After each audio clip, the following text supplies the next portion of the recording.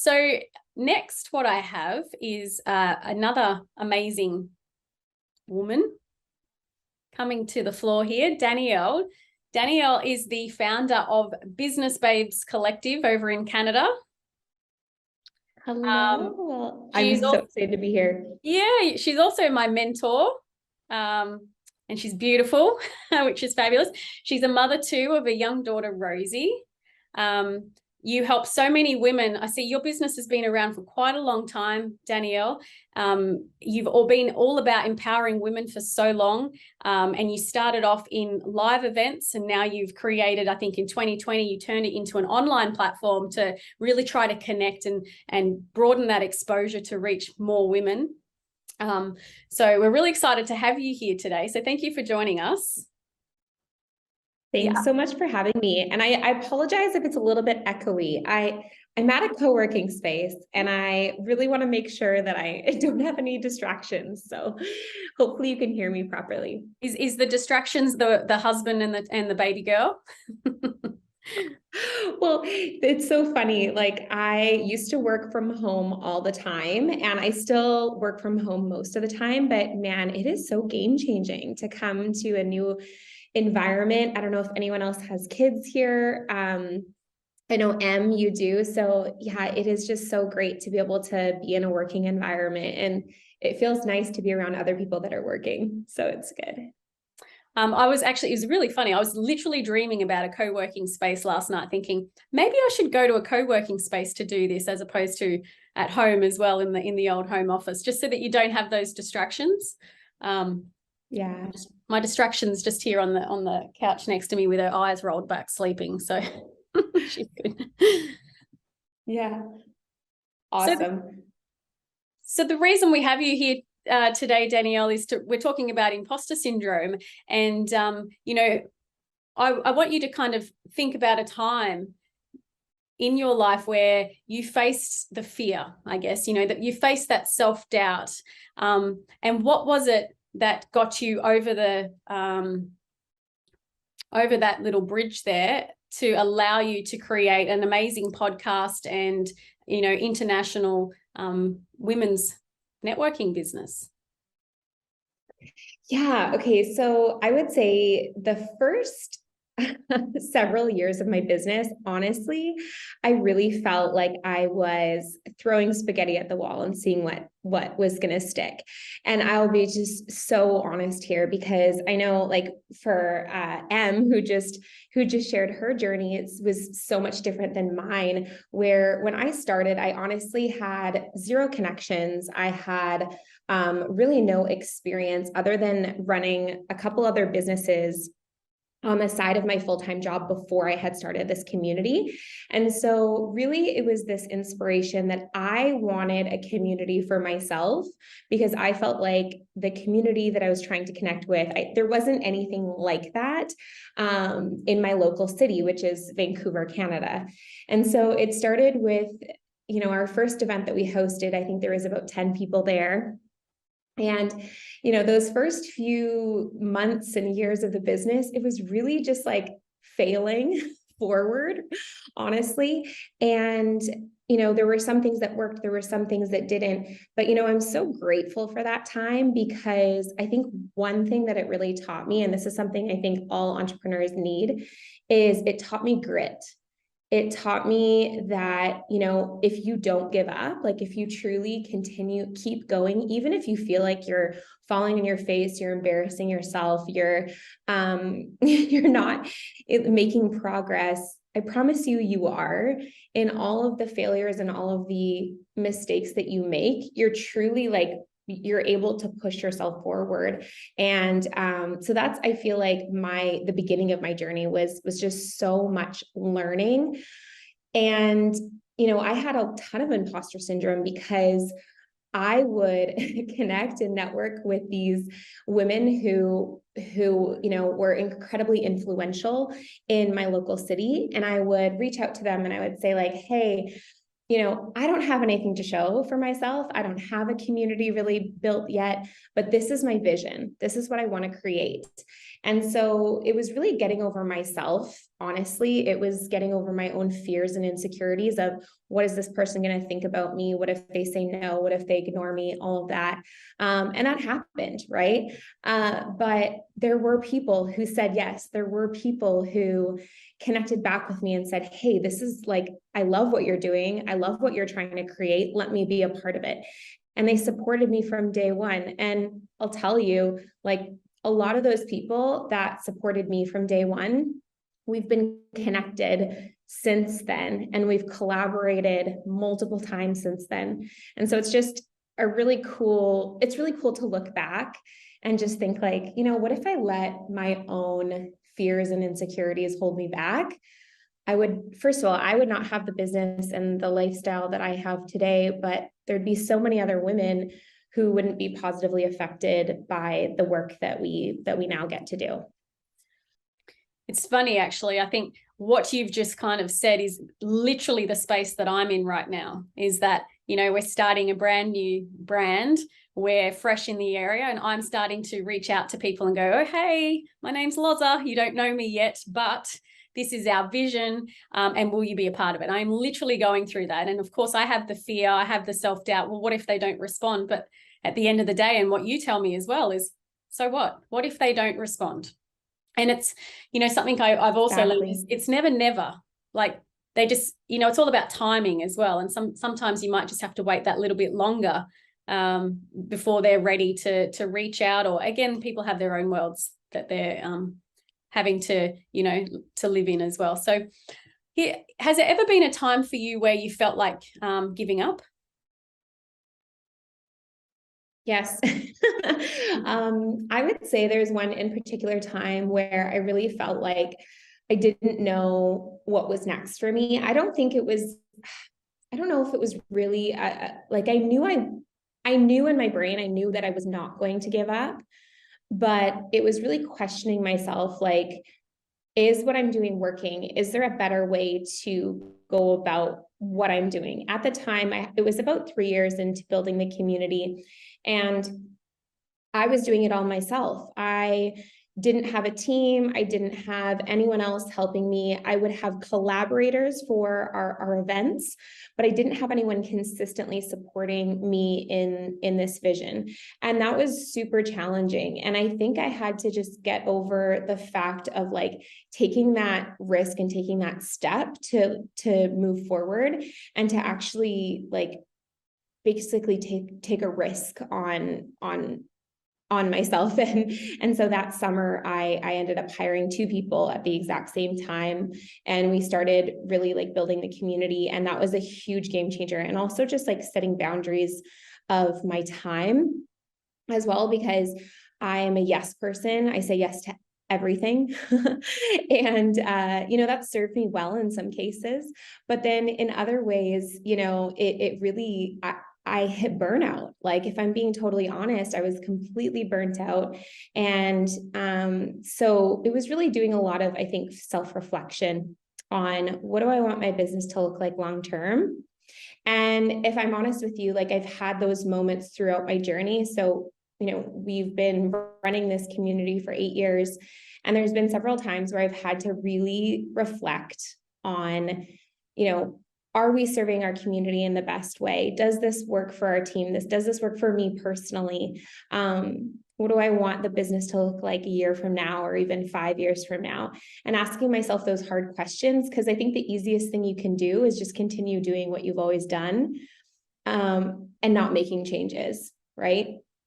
So it's really stepping into the discomfort of that growth and maybe making some difficult decisions. We've had times in the business where we had to make difficult decisions as far as, the way that we're growing and who we have involved.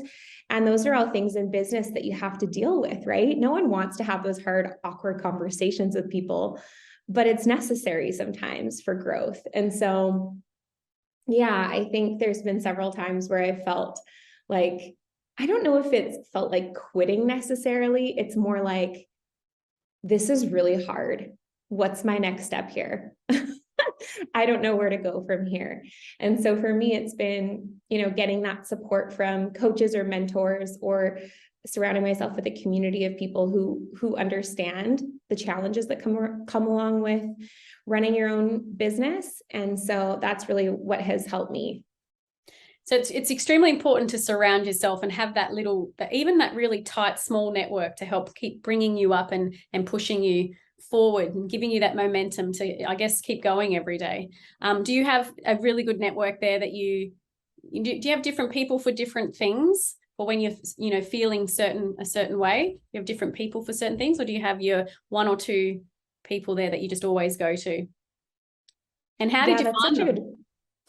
Oh man, that's such a good question. I definitely have different people for different things. So I'm always investing in my own growth and my own education, whether that be being a part of a group program, a mastermind, hiring a coach or a mentor who can support me.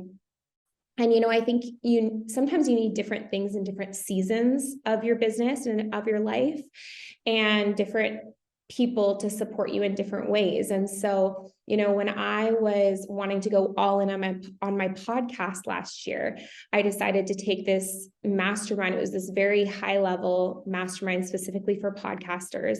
And so I did a 3-month program.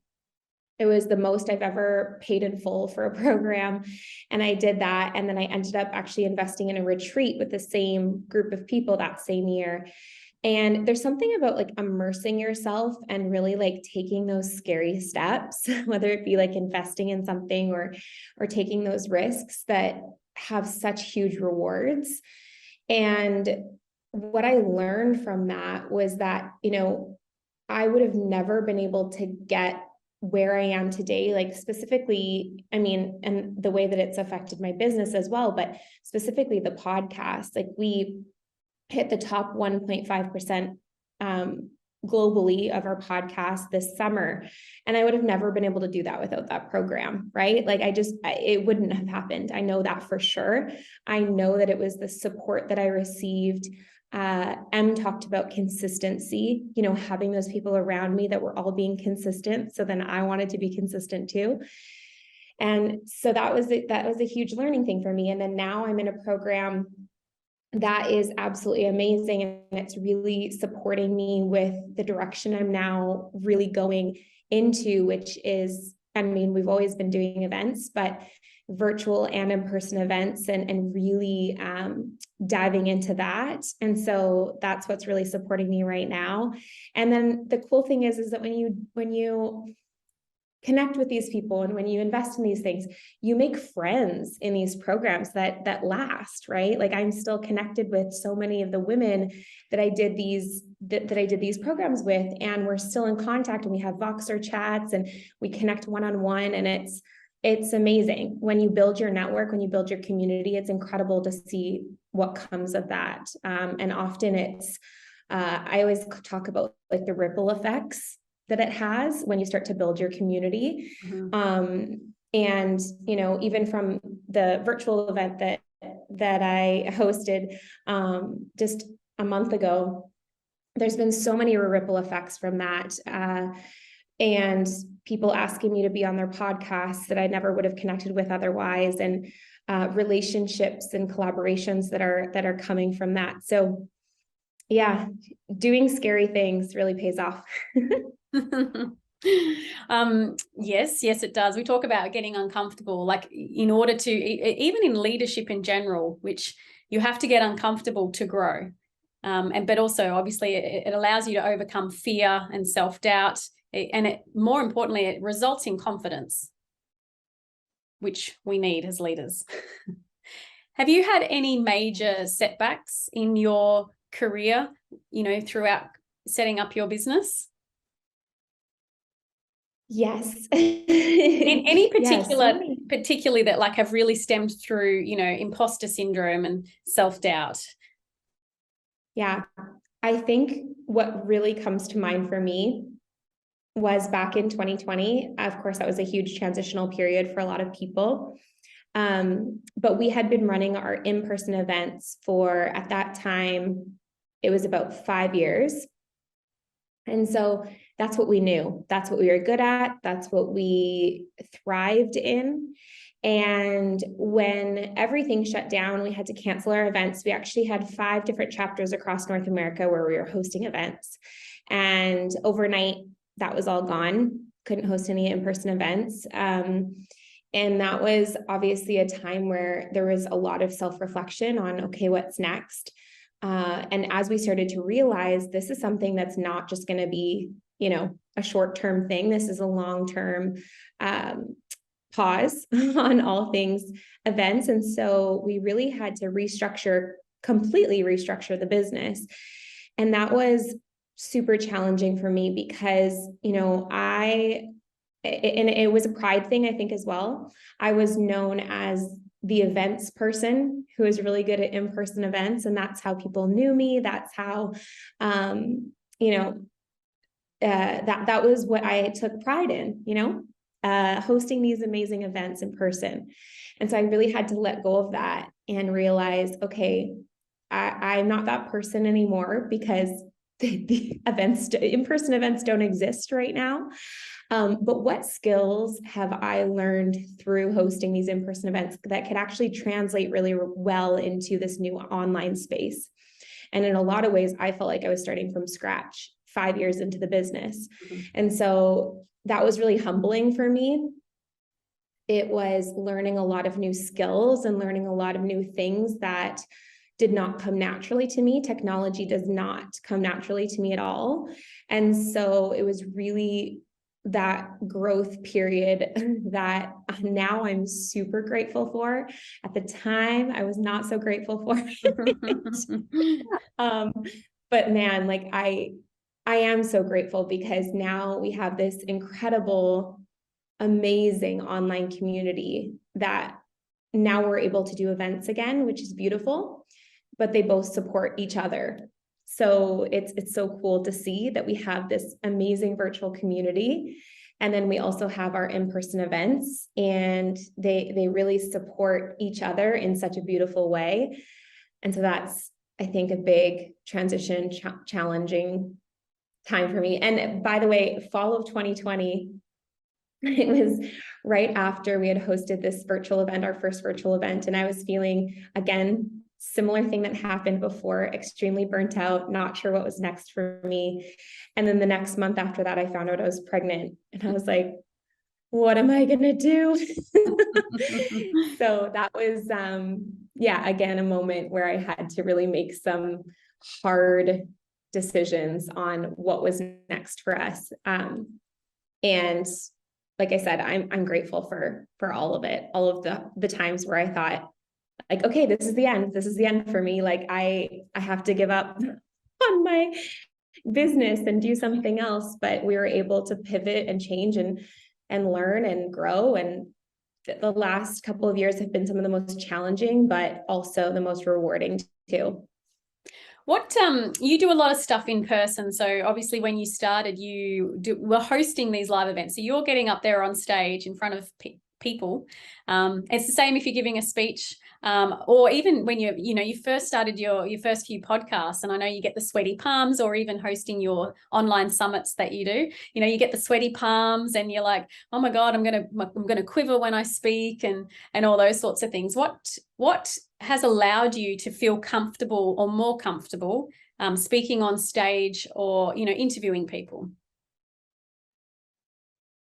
Yeah, I agree. I think it was Em that said this, is repetition, just doing it. It is super uncomfortable the first few times, especially like my first few in-person events. I was terrified. And it's funny because some of the things that I was terrified of happening actually did happen. So, I was scared of getting emails from people saying that they didn't enjoy the event. And I got those emails. I was shocked. I was like, I thought that if I just put myself out there and I did scary things, I was always going to be rewarded for it. And yes, you do see the rewards from it, but sometimes those things that you're fearing do happen. And the reason why I'm sharing that with you, because it might seem like, oh, that's discouraging, is that I survived. Like it was okay. I've gotten nasty emails, I've gotten things in my inbox, and those things used to really, really affect me a lot. But now I honestly, often when I get those emails, I have so much empathy and grace for the person on the other side, because you realize that it actually normally has absolutely nothing to do with you. And the more you grow your business, the more exposure you get, which is amazing. But there's also, things that come from that as well. And so, and I'm not saying this is always, but sometimes there is a hint of jealousy in there too for people. And so people react in certain ways that sometimes are unhelpful. Yeah. But, like, you learn from that and you grow from that. And so, like, now it's just like, okay, I know who I'm supposed to serve. I know that if I stand up in front of a crowd, or if I'm on a podcast, or if I'm, being a part of a virtual event like this, there's going to be some people who don't resonate with what I say, and that's okay. But there's going to be some people who really resonate with what I have to say. And they think to themselves, wow, I feel seen, I feel heard, this is what I'm going through. And so if I can help like one other person, and make a difference for them, then that's what I'm going to do. So I don't know if that answers your question. But. Yeah, I truly agree with that too. Like I always feel like if we can, the whole point of the Sisterhood Collective is literally, if I could just, as a collective, if we can impact or, help anybody, just one person every day, or even once a week, then we've been successful in our journey, because that's what we're all about, is just giving someone the confidence to do something, or, having that support network that they needed, that they couldn't find somewhere else. I feel like if we could just do that, then, we've done what we needed to do. And it's the same kind of when we go for, you go and do a course, or you go to a conference or a summit. Like my big thing, and I think I learned this a few years ago, if you just get one gold nugget from that conference, then that was a successful, trip. So that's all I need, is one little thing from everybody. That'd be fabulous. So that's really good. So what would you say to Danielle about, let's go 10 years ago when you first started out? What's the advice that you would give the young Danielle when she's starting the Business Babes Collective? I would just say, do more scary things, honestly. Because I think I've done a lot of scary things in my journey, but now that I realize that once you do those scary things, the fear goes away, and you realize like it's not actually that scary. And so, like, I think I've held myself back from a lot of opportunities that I could have had because I was fearful, or if I thought I didn't have enough experience yet, or I thought I wasn't ready, or didn't have enough, I didn't have a big enough community, whatever that might be. And so I think I would just tell myself, like, just go for it. Like, again, who cares if you get a no? Who cares if you embarrass yourself? Who cares if someone rejects you? It's really not a big deal at the end of the day. And I think it's cool, because as I start to really understand that and internalize that, like, it's amazing to me that some of the people that I have been so nervous to like reach out to or connect with, I realize, they're people too. They have their own fears. They have their own insecurities. They're just like me. And a lot of the times, those connections turn into really amazing relationships. So yeah, that's the advice I would give. And then, so any final advice to the community here that's watching you today, that are probably sitting there thinking, but you know what, I'm not as confident as you. I'm a little bit shy, and I don't know if I can do what you're doing. Oh my goodness. Well, first of all, I actually am pretty shy. It's people are always shocked when I say that. Actually, a funny story is when I was little, I was so deathly shy. And on one of my, I think it was like my kindergarten report card, you know how they give like report cards, they're not really report cards, but on it, it said, Danielle is finally making friends at the end of the year. Because I was so shy with the other kids. I only wanted to hang out with the with like the adults that were in the room. I was just so shy with other kids. And so I think it's just like, you know, you probably look at other people that maybe you see as like further ahead than you are, whatever that might look like. And you might think that they have something special that you don't. And I promise you, they're very similar to you, and they have the same insecurities, they have the same thoughts, and maybe they've just pushed past those fears more times than you have. And that's why they're at the place that they are. But you know, I still have fears all the time. Like it's not like my fears go away. It's just I just have learned that, hey, if I'm feeling this, it's actually a good sign that I'm doing something that's going to have a really great result. So that's what I would say. Just go for it. I know that's super simple advice, but go for it, and know that the fear is going to come back, but you've done it before, so you can do it again as well, right? Well, we appreciate you coming on our little webinar today from Canada. So thank you. We've got Tegan's put in the chat there your podcast, which is Business Babes Collective, which I think is on Spotify. Is it on Spotify and on Apple? Yeah, it's Apple, Spotify, and wherever else you listen Everywhere. to podcasts, basically. Yeah. And she has a really good website as well. There's heaps of free resources there as well. You're a very accomplished young lady. So thank you for giving us your time today. We appreciate you having you here.